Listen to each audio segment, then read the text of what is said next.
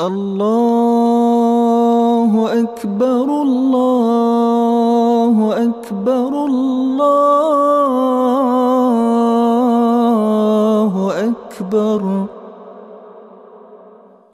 Saban tahun, Hari Raya Idul Fitri di Aceh, bumi Serambi Mekah, dilaksanakan dengan berbagai tradisi, mulai dari mudik dan berkumpul bersama keluarga, hingga sajian, kuliner khas, serta spesial.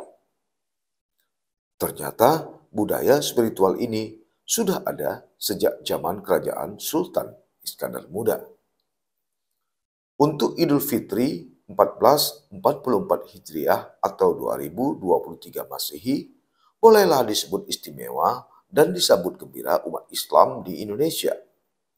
Maklum saja, setelah 3 tahun lamanya, ritual perjalanan atau mudik ke kampung halaman tertahan akibat pandemi COVID-19. Itu sebabnya sejak 1 pekan lalu, pelabuhan laut, jalan lintas nasional, dan bandar udara diserbu para pemudik yang rindu merayakan Lebaran bersama keluarga di kampung halaman, salah satunya di Aceh. Menariknya, pelaksanaan Idul Fitri di Aceh ternyata sudah dilaksanakan dengan istimewa sejak masa Sultan Iskandar Muda. Amirul Hadi, pengajar UIN Araniri, Banda Aceh, dalam bukunya Islam and State in Sumatra, A Study of 17 Country Aceh mencatat, ada beberapa strategi kebudayaan yang dilakukan di masa kekuasaan Sultan Iskandar Muda pada abad ke-17. Strategi itulah yang dicatat oleh sejarah sebagai penegas zaman keemasan yang pernah dialami Kesultanan Aceh Darussalam. Seperti diwartakan laman indonesia.go.id, strategi kebudayaan pertama menurut Amirul Hadi adalah budaya politik. Penyebutan kerajaan sebagai kesultanan, tulis dia, merupakan sebuah strategi yang menegaskan bahwa wilayah kerajaan Aceh sebagai satu entitas politik Islam yang berdiri sendiri. Para pendiri Kesultanan Aceh adalah kongregasi atau kelompok-kelompok yang bersepakat untuk menggunakan istilah yang pertama kali digunakan oleh dinasti Seljuk pada abad ke-11 Masehi. Inspirasi dari Salahuddin Al-Ayyubi sampai ke Aceh bukanlah hal yang asing. Jika tulisan-tulisan Hamzah Fansuri disepakati sebagai salah satu yang tertua dari Khazanah Aceh, maka pengaruh tarekat-tarekat ketentaraan seperti Qadiriyah yang berkembang setelah masa Kesultanan Seljuk benar-benar telah menjadi salah satu kepemimpinan politik yang dominan. Strategi berikutnya adalah budaya belajar atau intelektual. Kesultanan Aceh jelas-jelas mengadopsi apa yang dicapai oleh Kerajaan Pasai saat pemerintahan Sultan Husain pada tahun 1571 hingga 1579. Dia adalah seorang ulama bernama Muhammad Azhari yang datang dan mengajar di Aceh sampai dia meninggal. Di masa Sultan Alauddin Riyad Shah pada tahun 1579 hingga 1596, beberapa ulama berdatangan ke Aceh, mulai dari Syekh Abu Al-Khair bin Syekh Ibnu Hajar, kemudian Syekh Muhammad Yamani, hingga paman Araniri yang bernama Syekh Muhammad Jalani bin Hasan bin Muhammad. Di abad ke-17, dalam periode keemasan Aceh inilah pemikiran Hamzah Fansuri mencapai puncak kebesarannya dalam ajaran-ajaran Syekh Syamsuddin yang tercatat dan selalu mengiringi Sultan Iskandar Muda dalam berbagai kegiatannya. Strategi penting selanjutnya adalah budaya seremonial, salah satu prestasi Aceh di paruh awal abad ke-17. Kegiatan perayaan penting dengan segala aturan dan perangkatnya. Seremoni atau perayaan yang dilakukan memiliki makna dan kegunaan yang berbeda-beda, tergantung dari momentum yang ada. Peristiwa politik memiliki perayaan tersendiri yang mampu memberikan pesan kebesaran kekuasaan. Sementara itu, peristiwa agama memiliki hal khusus yang bahkan Sultan Iskandar Muda sendiri sebagai seorang raja Melayu sangat jarang membuka diri ke publik, tapi harus memimpin sendiri perayaan itu. Salat Jumat, puasa Ramadan, perayaan Idul Fitri, perayaan Idul Adha merupakan beberapa contoh yang dilakukan Sultan Iskandar Muda. Pada masa inilah muncul kegiatan perayaan agama yang bermula di istana dan berakhir di istana. Penguasa dan istana berada pada posisi sentral dari kegiatan-kegiatan agama terbesar ini. Strategi paling penting dari semua itu adalah budaya kosmopolit dan toleransi. Dari kumpulan perundang-undangan dan beberapa riwayat yang dinamakan Kitab Adat Aceh menulis berbagai hal yang menjadi dasar tumbuhnya budaya kosmopolit dan toleransi yang ada di zaman keemasan Aceh ini. Tentu saja isinya mulai dari yang paling pokok perihal kekuasaan sultan hingga organisasi di istana. Sebuah kronik tentang riwayat para penguasa Aceh dari semula yang berisi catatan-catatan tentang berbagai upacara dan perayaan, termasuk dalam kumpulan ini. Dan yang paling berguna untuk memajukan kebudayaan kosmopolit adalah aturan tentang tata cara berhubungan dengan bangsa asing, hingga pengaturan pajak dan cukai yang menjadi salah satu pendapatan terbesar di zaman kesultanan ini. Sebagai salah satu perayaan keagamaan yang terpenting, Idul Fitri merupakan hari raya yang diselenggarakan dengan istimewa di masa Sultan Iskandar Muda. Kitab Adat Aceh menjelaskan dengan rinci mengenai perayaan yang dimulai dengan kedatangan penghulu Bilal atau ketua muazin ke istana untuk meminta tongkat khutbah.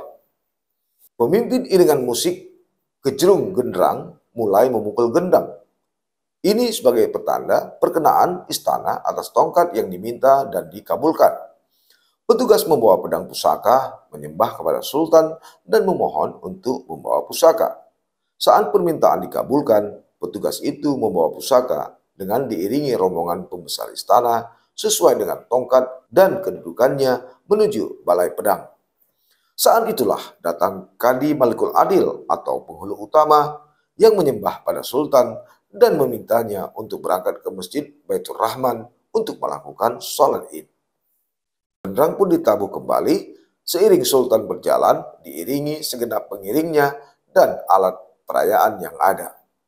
Sultan dan para tumenggung menggunakan kendaraan gajah. Dalam rombongan itu ikut serta rombongan para sufi, syarif atau habib, rombongan para imam, para khatib, para qari, para anham, dan diikuti oleh santri-santri yang mengucapkan takbir dan tahmid. Mereka berjalan kaki. Saat rombongan mendekati masjid, penghulu utama maju ke depan dan berdiri di sebelah kanan gerbang utama memberi penghormatan kepada sultan. Sultan memasuki masjid, Gendrang pun ditabuh dengan iringan ragam siwajan. Sultan kemudian memasuki ruang pribadinya di masjid ditemani penghulu utama dan Fakih Sri Rama Fakih. Mereka kemudian memberi salam dengan mengucapkan Assalamualaikum warahmatullahi ya daulat Makuta. Makuta merupakan sebutan bagi sultan. Lalu melakukan salat id dengan sebelumnya melakukan salat sunat 2 rakaat. Salat id yang mereka lakukan didahului dengan 7 kali takbir di rakaat pertama dan 5 kali takbir di rakaat kedua. Sejak zaman ini pun ketentuan salat id sudah sama dengan yang ada saat ini. Seorang kolektor naskah kuno Aceh, Tarmizi Ahamid, dalam berbagai tulisannya menyebut ada sejumlah tradisi rakyat Aceh dalam menyambut dan menjalani hari-hari selama bulan Syawal. Kata dia, Aceh punya catatan dan tradisi turun-temurun yang dilaksanakan pada setiap bulan dalam tahun Hijriah. Pemerhati budaya Aceh ini juga mengatakan tradisi, adat, dan budaya Aceh memang sangat kental dengan Islam yang membuat Aceh dinobatkan dengan berbagai julukan khusus seperti Bumi Serambi Mekah, daerah modal atau penyokong utama kemerdekaan Indonesia, daerah istimewa, hingga daerah otonomi khusus. Dan Aceh merupakan satu-satunya provinsi di Indonesia yang memberlakukan syariat Islam. Pakar sejarah dan kebudayaan Aceh ini juga tak memungkiri akan hal-hal yang unik di Aceh, serta pernak-pernik adat dan budaya, karena memang negeri ini memiliki peradaban Islam tertinggi di Asia Tenggara. Khusus tentang Idul Fitri, pria yang akrab disapa Cik Midi ini memaparkan sejumlah jejak rekam yang istimewa dari peradaban masa lalu tersebut. Sebut saja ada Hari Megang yaitu hari memasak dan menikmati makan besar dari daging sapi dan kerbau bersama keluarga. Megang adalah perjalanan kearifan lokal Aceh sebagai tradisi yang kaya makna. Dari sisi religi, warga Aceh mensyukuri datangnya Idul Fitri. Syawal disebut bulan Uroraya atau bulan hari raya yang akan dinikmati 2 hari sebelumnya. Lalu mempersiapkan hidangan Idul Fitri. Dalam perspektif adat Aceh, Idul Fitri merupakan momentum yang sangat istimewa. Pada masa kerajaan Aceh, hidangan Uroraya berisi berbagai corak ragam menurut tamu yang datang. Untuk tamu dari Turki misalnya, dihidangkan kue Turki. Sementara tamu dari Haramain, ada daging rebus dan daging panggang. Untuk orang Kling atau Belanda dan Bangladesh, ada kanjirumbi dan kari kambing. Sementara kepada orang Melayu, disuguhi kolak dan pengan. Selanjutnya, melakukan persiapan salat Idul Fitri. Tentu semua memakai baju baru sebagai hari teristimewa, hari merdeka setelah sebulan penuh berperang melawan hawa nafsu. Ada juga ziarah kubur. Ini dilakukan untuk mengingat kembali orang-orang yang dicintai, sekaligus mengingatkan diri tentang kematian. Dalam menyambut tamu atau Trimong Jame, pada era kerajaan Aceh, Sultan serta petinggi Nanggro menerima kunjungan bawahannya dan rakyat biasa. Hingga sekarang masih berlangsung di Aceh dengan sebutan dalam istilah asing yaitu open house. Silaturahim ini bertujuan untuk mengakhiri dendam dan permusuhan. Hanya itu, tunggu dulu, masih ada sememah. Sememah adalah satu adat yang mengharuskan warga atau anak mencium kedua orang tuanya dan menyembah lututnya. Sememah bagi kakak, abang, nenek, dan orang yang dituakan. Biasanya masing-masing daerah melakukan pada hari raya kedua, yaitu mendatangi tuan guru atau gure, baik guru agama di pesantren maupun guru sekolah umum. Bagi keluarga atau suami istri juga wajib mengunjungi kedua orang tua dan sanak familinya. Di momen ini ada temetu atau sekarang dikenal dengan istilah membagi ampau. Itulah inti menyambut Hari Raya Idul Fitri di Aceh, bumi Serami Mekah, yang memiliki dimensi berbagai kesempatan untuk saling bermaafan, menghapus segala dendam, iri, dengki, khianat antar sesama umat. Sehingga Idul Fitri menjadi hari bersama-sama menuju kemenangan.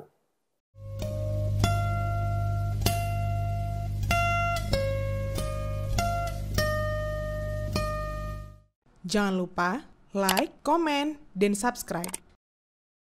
Serta aktifkan lonceng notifikasi.